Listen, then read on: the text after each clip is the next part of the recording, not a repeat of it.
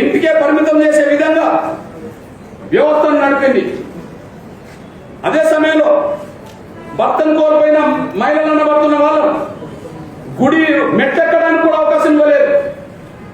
నాలాంటి ఒక స్త్రీ, అంటే అప్పుడు భర్త కోల్పోయిన ఒక ఇందిరాగాంధీ గారు అనుకున్నమాట, నాలాంటి ఒక స్త్రీ ఈ దేశ కట్టుబాట్ల వల్ల సాంప్రదాయం వల్ల గుడి మెట్లెక్కడానికి నాకు అవకాశం రాలేదు, కానీ అంబేద్కర్ రాసిన రాజ్యాంగం వల్ల ఈ దేశానికి ప్రధానమంత్రి కాగలిగానని చెప్పి, అంబేద్కర్ రాసిన రాజ్యాంగం అనే ఒక ప్రజాస్వామ్య దేశానికి నేను ప్రధానమంత్రి కాగలని చెప్పి, నన్ను సాంప్రదాయాల గుడి మెట్లెక్కనే లేదు, రాజ్యాంగం మాత్రం ప్రధానమంత్రిని చేసిందని చెప్పి చాలా గొప్పగా మాట్లాడారు. కాబట్టి రాజ్యాంగం జోలికి రావడం కాదు, రాజ్యాంగాన్ని పరిరక్షించుకోవడానికి వాళ్ళు ప్రయత్నం చేస్తారని నేను విశ్వసిస్తున్నా. వాళ్ళు కనుక కాంగ్రెస్ వాళ్ళు కనుక రాజ్యాంగానికి ఎప్పుడైనా తూట్లు పడిచే ప్రయత్నం చేస్తే అది వాళ్ళ ఇందిరాగాంధీ సూత్రానికి, ఇందిరాగాంధీ స్ఫూర్తికి విరుద్ధమవుతుందని కూడా గుర్తు చేస్తారు భవిష్యత్తులో. ఇప్పటికైతే రాదని నేను ఆశిస్తున్నాను నేను, కానీ వస్తే వాళ్ళు ఇందిరాగాంధీకే ద్రోహం చేసిన వాళ్ళు కూడా గుర్తు చేస్తారు. రెండోది, నాకు తెలిసి ఇప్పటికీ బీజేపీ ఎక్కడ కూడా ఈ రాజ్యాంగాన్ని తీసేద్దామని అంటలేదు. మనకు అపోహలు ఉంటే ఉండవచ్చు, అనుమానాలు ఉంటే ఉండవచ్చు. నేను కూడా అక్కడక్కడ మాట్లాడుతున్నా, ఈ దేశంలో బీజేపీ ఏమనుకుంటే అది చేసుకుంటూ పోతున్నది.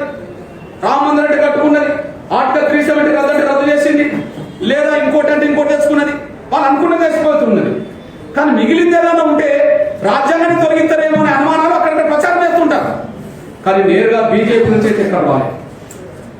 ఒకసారి బీహార్ ఎన్నికలు జరుగుతున్న సమయంలో ఆర్ఎస్ఎస్ చీఫ్ భగత్ గారు మాట్లాడితే, రాజ్యాంగ సమీక్ష అవసరం మాట్లాడితే దాన్ని విమర్శలు ఎదుర్కొన్నప్పుడు నేను రాజ్యాంగాన్ని సమీక్ష చేయాలంటే నేను రాజ్యాంగాన్ని మార్చడం అన్నట్టు కాదు, దాన్ని అపార్థం చేసుకోవద్దు. రాజ్యాంగ పదాలు, రిజర్వేషన్ పదాలు అన్ని కులాలకు సమానంగా అందట్లేదు అనే విషయం కొన్ని కమిషన్ ద్వారా వచ్చినాయి కాబట్టి ఎందుకు అందట్లేదు, ఎట్లా అందించాలనే విషయంలో సమీక్ష చేస్తే బాగుంటుంది అన్నారని చెప్పి దాని వివరణ ఇస్తూ కూడా ఉషా మేర కమిషన్ కూడా పొందుపరిచింది అనే విషయం కూడా మీకు తెలుసుకుంటున్నాను. అంటే నేరుగా ఆర్ఎస్ఎస్ నేను రాజ్యాంగాన్ని మార్చి కొత్త రాజ్యాంగం రాపియడానికి ప్రయత్నం చేస్తాను. ఒకవేళ బీజేపీకి ఆర్ఎస్ఎస్ ఒక మాతృ సంస్థ అయితే మాతృ సంస్థ నుంచి డైరెక్ట్ వచ్చినట్టుగా ఎక్కడ కనిపించలేదు. రెండు బీజేపీ ఎక్కడ అనలేదు. కానీ ప్రస్తుత బీజేపీ తరఫున ఎన్నికైన ప్రధానమంత్రి గౌరవ నరేంద్ర మోడీ గారు మాత్రం పార్లమెంట్ లో అడుగుపెట్టిన రోజు, గౌరవ ప్రధానమంత్రి నరేంద్ర మోడీ గారు మాత్రం పార్లమెంట్ లో అడుగుపెట్టిన రోజు, ప్రధానమంత్రిగా ఆయన రోజు ప్రమాణ స్వీకారం చేసి ఒక మాట్లాడారు, నేను ఈ దేశ ప్రజల్లో ఒక బలహీన వర్గాల నుంచి ఎత్తుకొచ్చినోడిని, ఆర్థికంగా పేద కుటుంబం నుండి వచ్చినోడిని, నేను నా కుటుంబం నా తల్లిదండ్రులు బజార్లో టీ కొట్టు పెట్టుకొని ఒక బంకు పెట్టుకొని అక్కడ నేను టీ అమ్ముకున్నాను, గ్లాసులు కడిగినోడిని, నేను టీ అమ్ముకున్నాను. ఒక ఛాయ్ అమ్ముకునే ఒక పేద బిడ్డ ఈ దేశానికి ప్రధానమంత్రి అయిందంటే అది నా గొప్పతనం కాదు, అంబేద్కర్ రాసిన రాజ్యాంగం గొప్పతనం అని చెప్పి నరేంద్ర మోడీ గారు నాకు తెలుసు. కార్ నెంబర్ 2434 అక్కడ రోడ్డు కట్టం పెట్టారట, కార్ నెంబర్ 2434 ప్లీజ్ అన్న. నమస్కారం పెద్దన్న, మా అన్న సోదరుడు కొండ విశ్వేశ్వర రెడ్డి గారు రానా ప్లీజ్.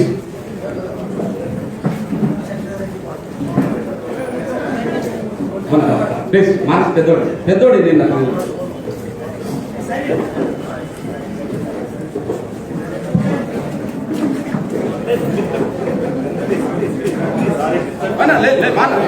అన్న మాట్లాడుకో.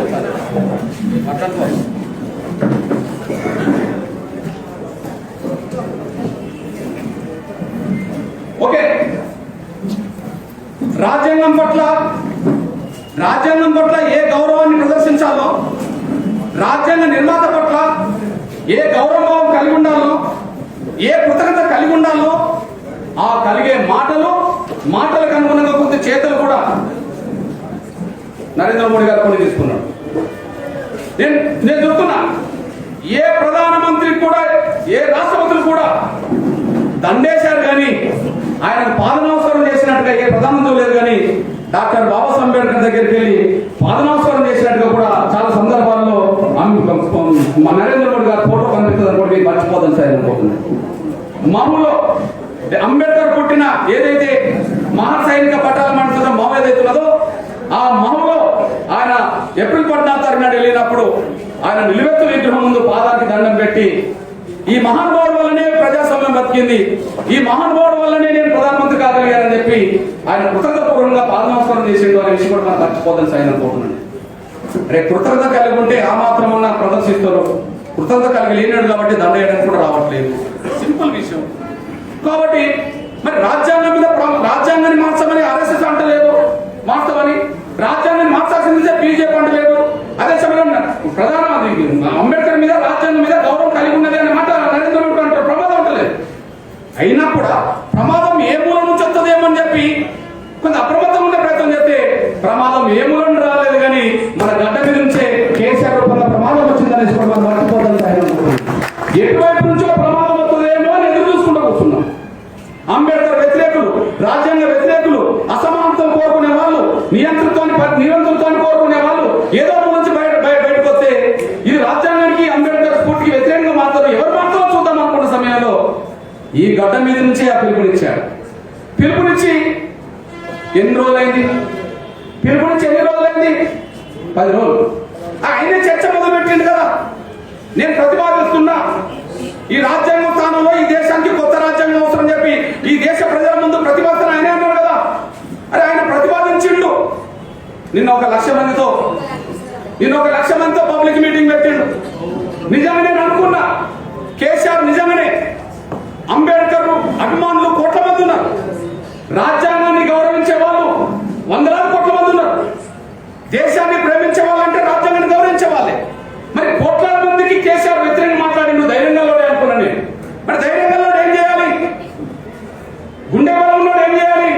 నిన్న 1,00,000 మంది సభలో నాకు మీరు అండగా నిలబడండి, నాకు మీరు అండగా నిలబడండి, ఈ దేశానికి అంబేద్కర్ రాసిన రాజ్యాంగం పనికిరాదు, కొత్త రాజ్యాంగం రాయడానికి నేను ప్రయత్నం చేస్తా, కొత్త రాజ్యాంగం రాయడానికి కావాల్సిన శక్తులను సమీకరిస్తా, నేను దేశం నిలుపుతా, మీరు అందరూ మాట్లాడగలరు. కానీ 10 రోజుల్లోనే ఆయన మాట్లాడలేకపోయాడు 1,00,000 మంది మీటింగ్ లో. నువ్వు అన్నది ముందుకు తీసుకెళ్లాలి కదా. నువ్వే ప్రతిపాదన పెట్టావు కదా. చర్చ పెట్టినప్పుడు నువ్వే దేశవ్యాప్తంగా తిరుగుతా నువ్వే చెప్పావు కదా. తిరగడానికి పబ్లిక్ ఆమోదం రావాలనుకున్నావు కదా. నిన్న పబ్లిక్ వచ్చారు కదా నీకు, నీ మీటింగ్ పెట్టడం ద్వారా. ఆ పబ్లిక్ ముందు నువ్వు చెప్పాల్సింది ఏంటిది? అది నేను కట్టుబడి ఉన్నా, రాజ్యాంగాన్ని మార్చడానికి కొత్త రాజ్యాంగం తీసుకొని నేను కట్టుబడి ఉన్నా, దీనికి అవసరమైన శక్తుల్ని నేను కలుపుకెళ్తాను, అవసరమైన శక్తుల్ని నేను కలుసుకుంటాను చెప్పి నువ్వు మాట్లాడాలి కదా. ఒక మాట కూడా మాట్లాడలేదు. అంటే ఎక్కడో ఒక దిక్కు నీకు అర్థమైపోయింది. ఎక్కడో ఒక దిక్కు నాకు అర్థమైపోయింది. నేను అంబేద్కర్ రాసిన రాజ్యాంగాన్ని మార్స్తానంటే నా కొడుకు సమర్థించిండు, నా అల్లుడు నన్ను సమర్థించిండు, లేదా నాలాంటి నన్ను పరిణ చేసే వాళ్ళు కొంతమంది సమర్థించిండ్రు, లేదా దళిత ద్రోహులుగా ఉండేటోళ్ళు కూడా కొంతమంది సమర్థించారు. కానీ దాదాపు 98% నా మాటల్ని వ్యతిరేకిస్తున్నారని చెప్పి ఇప్పటికే ఇంటెలిజెన్స్ రిపోర్ట్ నీకు అందింది. కనుకనే సంఘాలు, రాజకీయ పార్టీలు, మేధావులు అందరూ కలిసి నేను మాట్లాడింది అంబేద్కర్ వ్యతిరేకమైన విషయం అర్థం చేసుకున్నారు. ప్రజాస్వామ్యానికి, సామాజిక న్యాయానికి, సమానత్వానికి కేసీఆర్ వ్యతిరేకం కాబట్టినే సామాజిక న్యాయాన్ని ప్రబోధించిన, సమానత్వాన్ని ప్రబోధించిన ఆ రాజ్యాంగాన్ని వ్యతిరేకిస్తున్నాడు కేసీఆర్ అని చెప్పి, నన్ను ఖచ్చితంగా ఒక విలన్ గా చూస్తున్నాడని చెప్పి సూచన ప్రాయంగా నీకు అర్థమైంది. కాబట్టినే నువ్వు నిన్న 10 రోజుల కింద మాట్లాడిన మాటలను మరింత ముందుకు తీసుకెళ్లే విధంగా మాట్లాడలేకపోయా. ఆయన పులిబిడ్డ అని మాట్లాడుతున్నాడు. నేను ఒక విషయం గుర్తు చేస్తున్నా.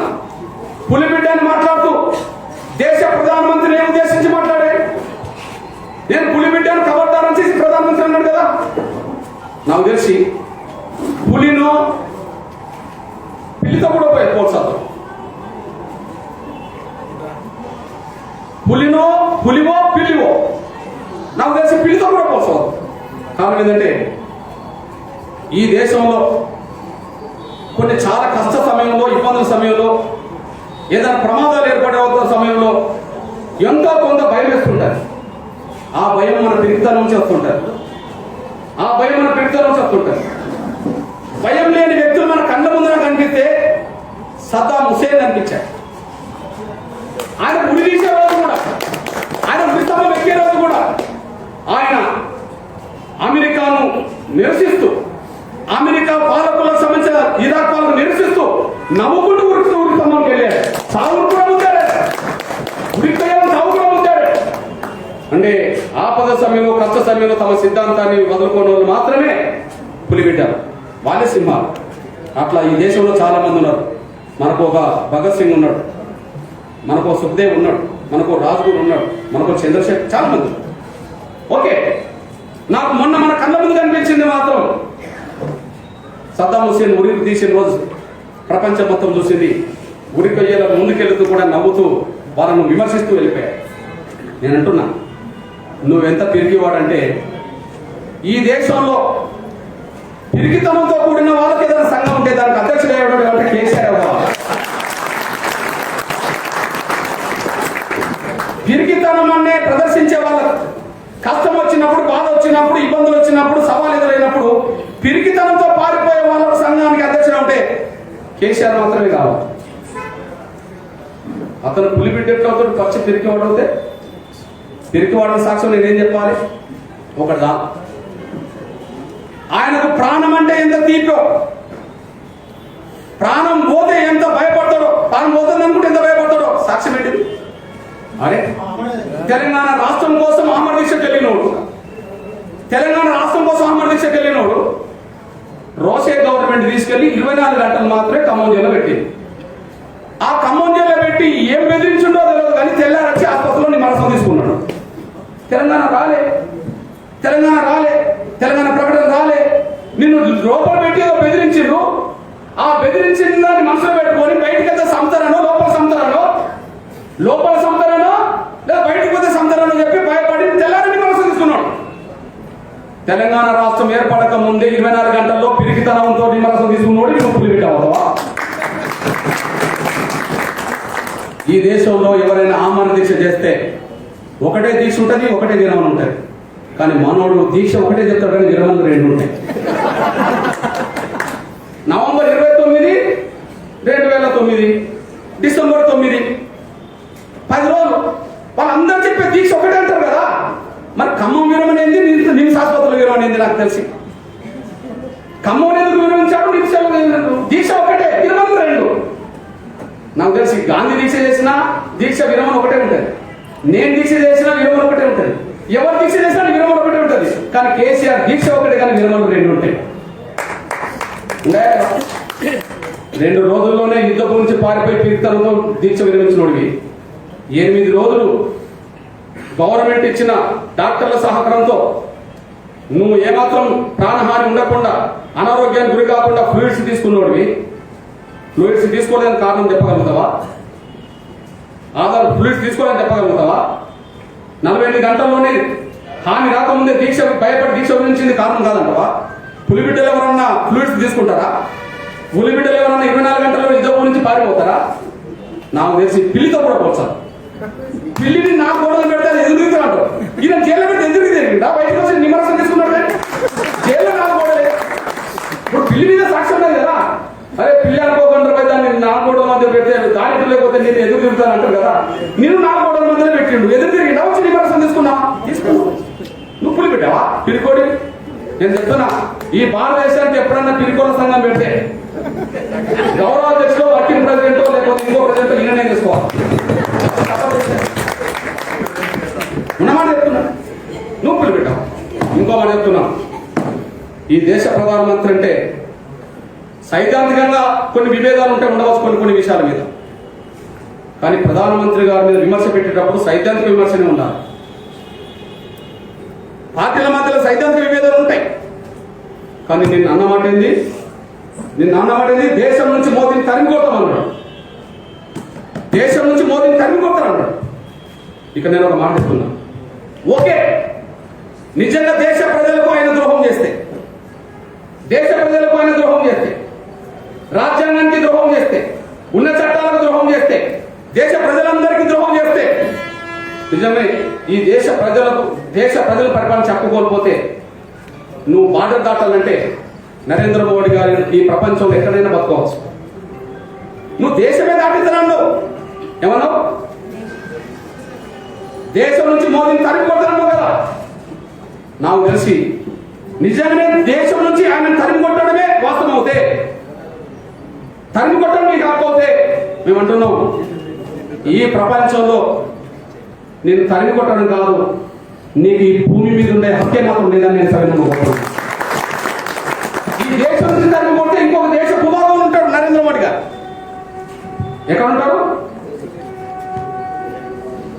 వీళ్ళందరూ భారతదేశంలో బతుకుతారు రాయని కా వ్యాపారాల కోసమో లేదా ఉద్యోగాల కోసమో లేదా బతకడం కోసమో డెవలప్మెంట్ కోసమో కారణాలు ఏమైనా పోతుండ్రా లేదా చివరికి మన దగ్గర దోస్తున్నారు మా బ్యాగ్స్ కూడా బయట చేశారు బతుకుతుండ్రా లేదా ఏ మోడో ఇంకో మోడో నీరో ఎవరో బతుకుతుండ్రా లేదా అంటే బతకడానికి ప్రపంచం ఉన్నది.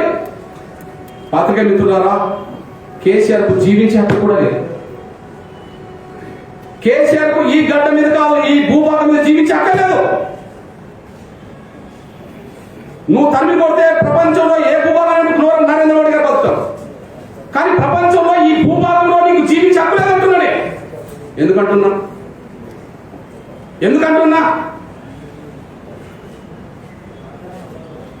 తెలంగాణ రాష్ట్రం ఏర్పడితే దళితునే ముఖ్యమంత్రి చేస్తా అన్నప్పుడు నువ్వు అన్న కంటిన్యూషన్ మాట ఏంది? తెలంగాణ రాష్ట్రం ఏర్పడితే దళితునే ముఖ్యమంత్రి చేస్తా, నేను నా మాట నిలబెట్టుకుంటా. తల నరుకుంటా గానీ మాట తప్పనన్నావు కదా. తల నరుకుంటే ఇక నువ్వు ఈ భూభాగం మీద బతికే హక్కు నువ్వు లేకుండా పోయేది కదా. నువ్వు మోసం ఎట్లా చేశావు?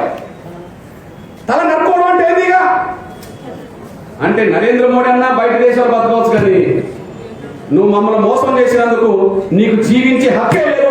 ఎందుకంటే నువ్వే తల నరుకుంటా అన్నావు. ఎవరన్నా హత్య చేస్తే వేరు, కానీ నువ్వే ఆత్మహత్య చేసుకుంటావు కదా. మరి ఆత్మహత్య చేసుకునేటోడికి ఇప్పుడు మమ్మల్ని మోసం చేసిందో నీకు జీవించే హక్కు కూడా లేదు కదా. అందువల్ల కేసీఆర్ గారికి కృతజ్ఞత అనే మాటకు అర్థం తెలియదు. కేసీఆర్ గారు సామాజికానికి వ్యతిరేకము, కేసీఆర్ గారు ప్రజాస్వామ్యానికి వ్యతిరేకము, రాజ్యాంగ విలువలకు వ్యతిరేకము, ఒక దురహంకారానికి నియంతృత్వానికి ప్రతినిధిగా ఆయన ఉండాలనుకుంటున్నాడు. కాబట్టి ఇట్లాంటి ద్రోహపూరితమైన మాటలు మాట్లాడిన విషయం కూడా స్పష్టం చేస్తూ, నరేంద్ర మోడీ గారిని దేశం నుంచి తరిమి కొట్టడమే కరెక్ట్ అవుతే నువ్వు ఈ భూభాగం మీద బతికే హక్కు నీకు లేదని చెప్పి, ఈ భూభాగం మీద ఈ భూమండలం మీద నీకు బతికే హక్కే లేదని చెప్పి నీ మాటనే ఉల్లంఘించాను. ఒకసారి గ్రహించుకోవాల్సిందిగా నేను కేసీఆర్కి గుర్తు చేస్తూ, ఇకపోతే నువ్వు ఈ రాజ్యాంగాన్ని మార్చి కొత్త రాజ్యాంగం అనేది నువ్వు రాయాలనుకుంటే నువ్వు 8,000 పుస్తకాలు ఏదో చదివినని చెప్తున్నావు కదా. 80,000 అబద్ధాల సంఘానికి కూడా ఈయన అధ్యక్షుడు. నేను పిరికి సంఘానికి అనుకున్నాను, నేను పిరికితనంతో కూడిన సంఘానికి ఆయన అధ్యక్షుడు అనుకున్నా. కానీ ఈ అబద్ధాల కోరు సంఘాలకు ఎవరైనా పెట్టిన కూడా పెట్టాలమ్మా. అప్పుడప్పుడు 4-5 సార్లు మాటించి తప్పెట్టే వాళ్ళందరికీ మీరు పాస్ అయినాయని చెప్పాలి. అప్పుడు ఎప్పుడన్నా పెట్టిద్దాం మనతో కూడా. మనకు సంఘాలు ఎన్ని లేవు. నేను ఇక్కడ పాత్రికేయ మిత్రులకు విజ్ఞప్తి చేస్తున్నాను. కేసీఆర్ గారు